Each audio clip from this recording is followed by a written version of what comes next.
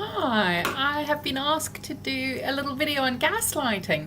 So I'm going to do a series over the next couple of days on gaslighting, what it is, how it impacts us, who gaslights, why do they gaslight, and how to support somebody who's being gaslighted.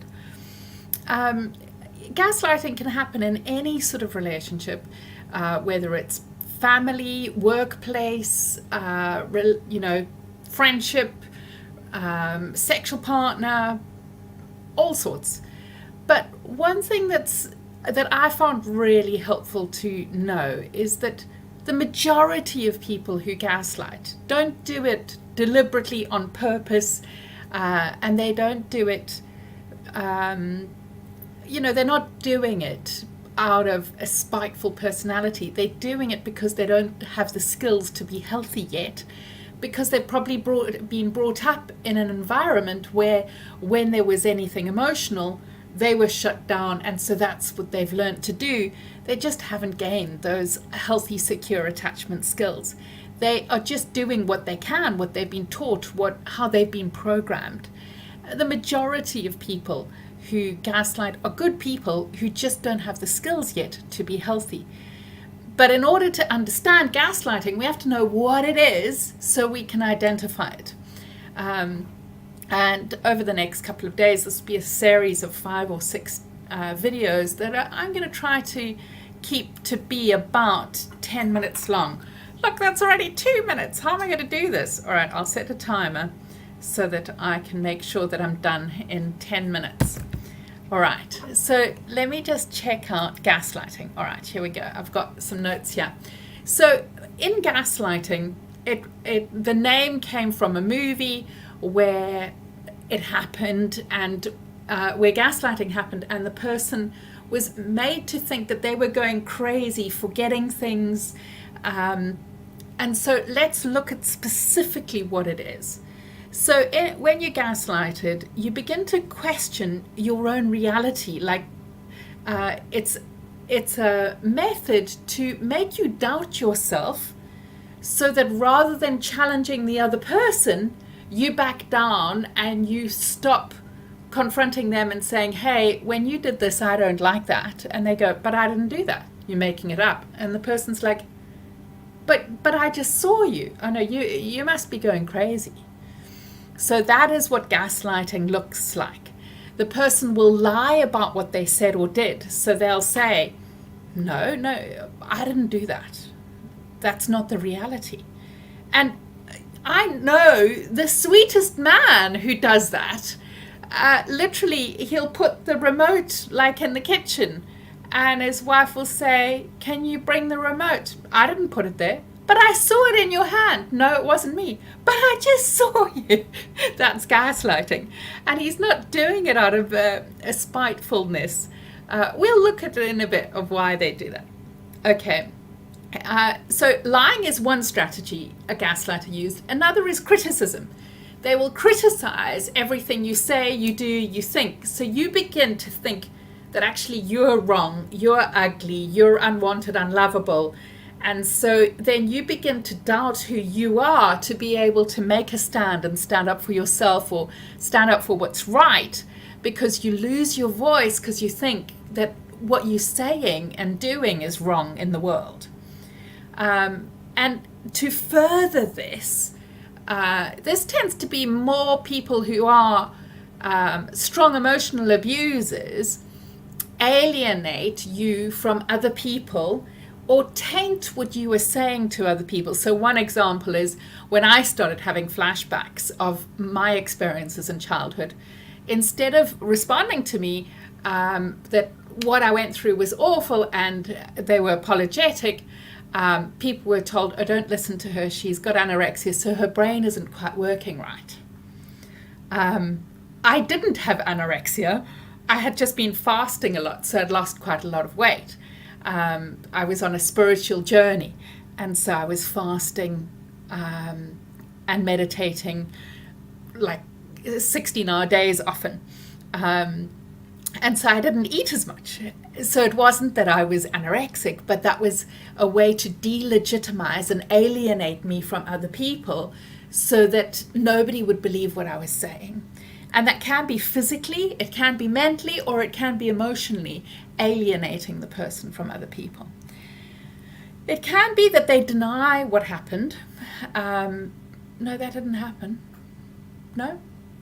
Or they forget. Oh, are you remembering that wrong? Because I don't think that's how it went. I wouldn't do that. And then they start to turn it on themselves, like, why are you attacking me? Why are you making me wrong like this? Why would you, if you loved me, why would you do this to me?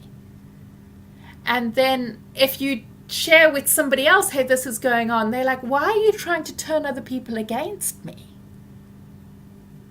So that they don't love me, rather than acknowledging I did this and it wasn't okay.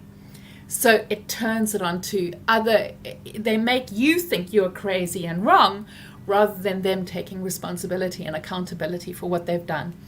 They accuse you of being oversensitive. Oh, it's just banter. It's your issue that you feel mocked. I'm just joking that you're ugly. If you take it personally, that's not my problem.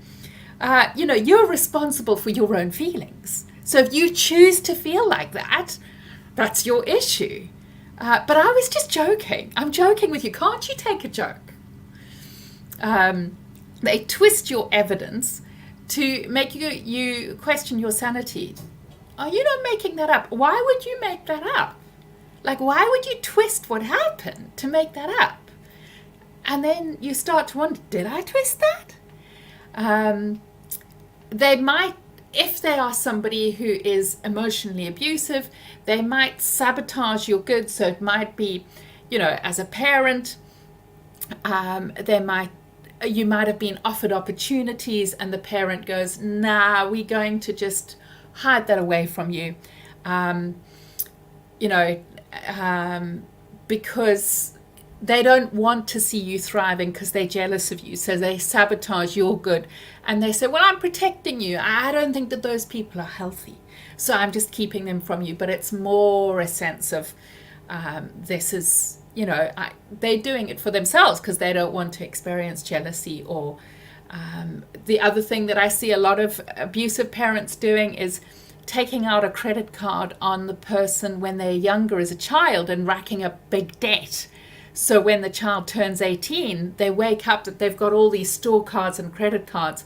I can't believe how many times I read that in therapy groups or groups for people who've had abuse.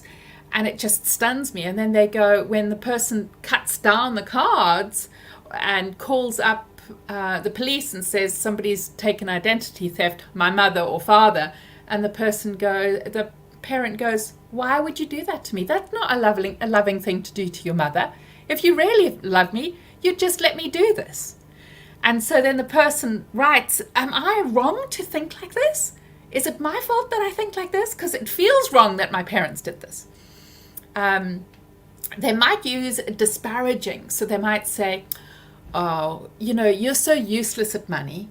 So I'm just going to not let you have access to it at all, because otherwise you spend it, you don't spend it on stuff that you need, you don't understand it at all, so I'm just going to control it all and I'll give you a little bit. And when you say, but this isn't enough, oh, well, what are you spending it on?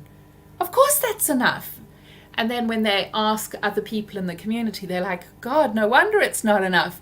Nobody else is functioning with that, but it's used as a tool to make you think there's something that I'm incompetent. So it extends to them saying that you are crazy and convincing you that your emotional reactions are inappropriate and you shouldn't be like that. And then you begin to think there is something wrong with me. And when you see friends, you're too scared to get close to them, because then they might also think that you're crazy or something wrong with you. So you alienate yourself even more because you don't want other people to be thinking, oh gosh, you get scared of that. So that paranoia goes everywhere with you when you've been gaslighted, because you begin to believe that you're the one who makes mistakes, you make things go wrong, so you don't want to impact other people, so you just keep away from others. They also use all or nothing thinking. So they'll say, I always do all the cleaning and you do nothing. And the reality is that the person is tidying the whole house and maybe they took the bin out, or maybe they hoovered the lounge and they're like, I do everything, but you've done the laundry, the cleaning, the cooking, and they say you do nothing to help, you just sit around. But that's when you've sat down at the end of the day having done everything and you're exhausted. So it just is a way to undermine what you're doing all the time, so it cuts into your sense of value. And then they play to your insecurities. Why are you so insecure that you are thinking that I cheat? I think this is your issue. You've got jealousy issues. So even if they've been caught texting somebody or calling somebody or sexting, calling stuff, no, this is normal. You must have insecurity issues or be jealous of my connection with me spending every weekend with this person. You must have the issue because this is totally normal. They try to keep in these things. So an abusive parent or a partner who is abusive will try to keep you stuck. So, for example, when I got my head kicked in and I requested, can I please go and stay in an orphanage? Where is the nearest orphanage? And I was told, oh, it's much worse than an orphanage. You don't know how lucky you've got it here. I'd just been kicked so badly that I lost my sense of smell. I didn't realize for over 20 years. But I was told, oh, I'm so lucky. I was like, oh my God, people must have it. And as a little kid, I believed that. But now I realize it's gaslighting, where they're like, this is the best you'll ever get. And you're like, but this is hurting. And it might come out as, nobody will ever love you like I do. Nobody will ever be there for you how I am here. Nobody will ever love you as much as I, or see you as much as I do, and care for you as much. But you like, this doesn't feel like love or care. This feels really slimy and wrong inside of myself. But because the actions and the words don't match, you feel this sort of jarring impact inside of yourself where you don't know which feeling to trust, the words or the actions. Secret. You trust the actions. The actions are sharing. The words are easy to say. It's the actions that show. All right, one more thing. They control the narrative and make you feel like you don't deserve any goodness. So, like I shared before, I'm doing the best for you. This is for the best in you. So I'm controlling the money, or I'm not going to let you drive because cars can be dangerous. So I'm going to drive you everywhere and not let you get a license. This is the best for you so that I can protect you because I love you. But more it's so that it's a controlling relationship. So I know that I've gone over 10 minutes, but I really wanted to be able to give you in a summary what is gaslighting. And I will leave it at that so that it's just a short video. I hope that helps you really clarify what gaslighting is. You can see some of those were, for example, my mother saying, it's worse over there. It was more, that was a fear tactic to get me to believe her so that I wouldn't share at school what had happened and get me to move there because I didn't want to experience something worse. So you can understand people's motivation behind something. It doesn't make it right or healthy. It is toxic behavior. And we'll go through in the next couple of days the impact it has, why people do this, and we'll look into what you can do to look after yourself if you're in a relationship like that, or if you've got a friend going through that. So I hope that helps. Check back in through the week, and I will carry on doing these videos on gaslighting. Sending you love.